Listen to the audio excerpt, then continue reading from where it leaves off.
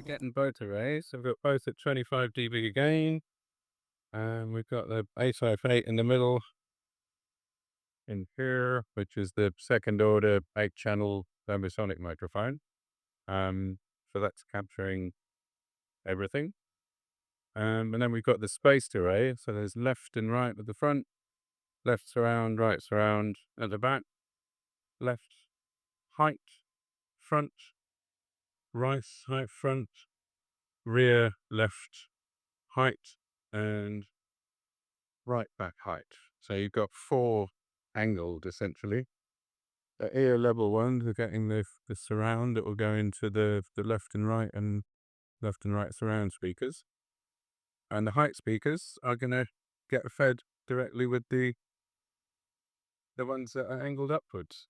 So these are APE, acoustic pressure equalizer microphone in the spaced array, and they give you some directionality, but also behave like Omni, so you should get a huge bottom end. And I'm just going to leave it running for a little while. We've got some birds singing. We've got a train track right in front, where trains will pass across.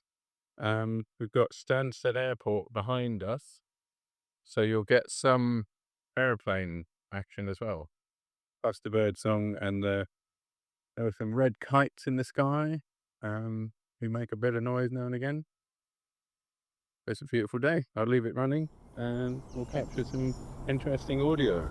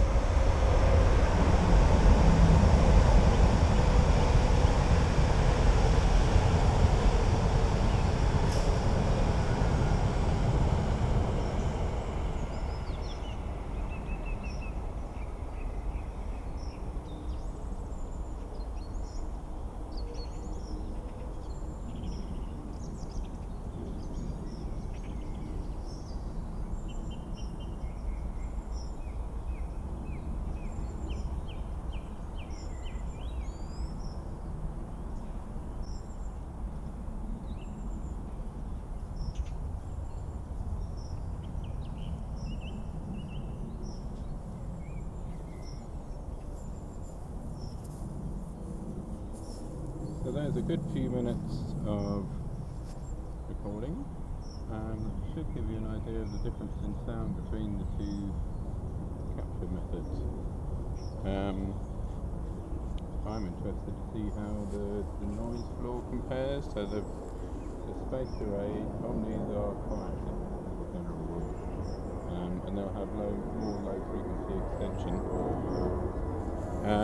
If I talk into each mic individually, I don't know if that'll be a good test really. The spaced array, you really want to be further away from it than this kind of distance, because the way that these two front microphones are pointing really quite far left and right, you have to be fairly far back before that hole in the middle gets filled up, I would assume. But the Ambisonic mic will be able to deal with me much more close up. It's got coincident capsules, so the 8 capsules in the A-Type8 are as close together as I can get them, essentially. And the spaced array are much wider apart. And there's a fair bit of wind today, so we'll see how well this wind, the Rycote Windjammer furs, deal with the wind. What you can also do is adjust the angle of the upper mics. At the moment they're at about 45 degrees, and the horizontal layer are pointing directly outwards from the centre, so they're at sort of ear level, and the idea is the left and right speakers, when you're listening, will be at ear level. Each mic feeds a loudspeaker directly, but you can adjust the angle of the upper microphones. So I'm going to try and point them a bit more up, just to see how that sounds. Do we get much more separation between the height channels and the lower layer? That probably got very loud because I was right on that mic. But I'm doing this an arbitrary amount, but a bit more vertical. So they'll be getting whatever's happening up in the sky, which at this point is birds flying over. There was a helicopter came over behind a minute ago. The aeroplanes are upstairs, and the lower layer should get the train moving across quite nicely at this sort of distance. So I'm interested to see how it sounds. We'll take it back to the listening room in a moment and see what the difference is. Obviously the downside of the spaced array is it's much more complicated really. It takes a lot longer to set up, and there's more bits to carry around with you. The A-Type8 in that cyclone windshield is much more compact and easier to transport and much quicker to set up, but the difference in sound is what I'm interested in, whether it's worth the extra effort to go the spaced array route. And we'll do a little bit more recording with that slightly more angle on the height channels, so they're pointing more up at the sky, and here comes the train.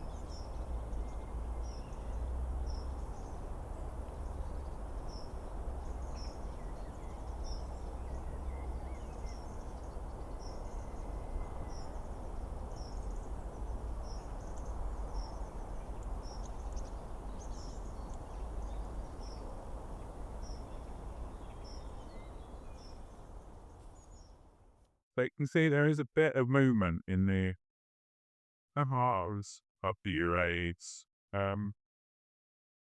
I think it's this stand, which is not the best carbon fiber stand, has a bit of twist in it, you can see there. So the wind is moving the array. Whether that will be audible or not is remains to be seen.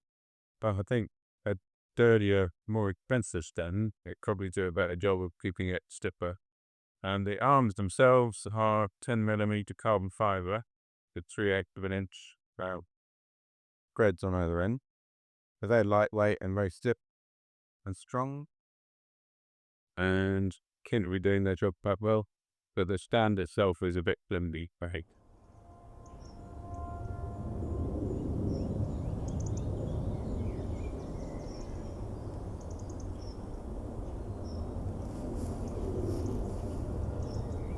And now listening with my own ears to what I'm hearing in this place, I'll try and remember what that sounds like and then compare it to the recordings that we get back to the lab.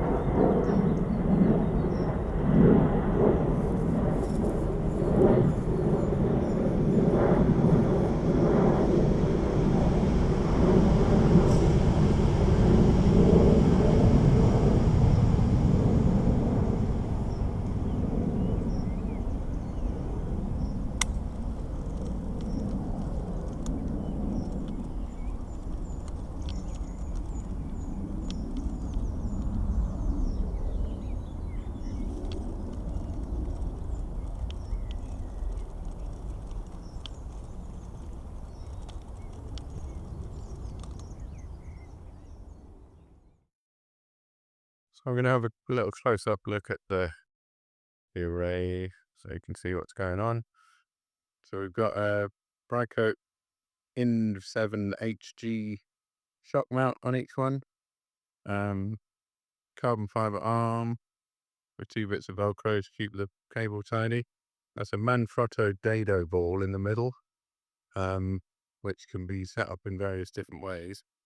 If you were recording an orchestra, for example, you might want to get the array much higher up and use these angled down to get more separation between the height and the lower layer.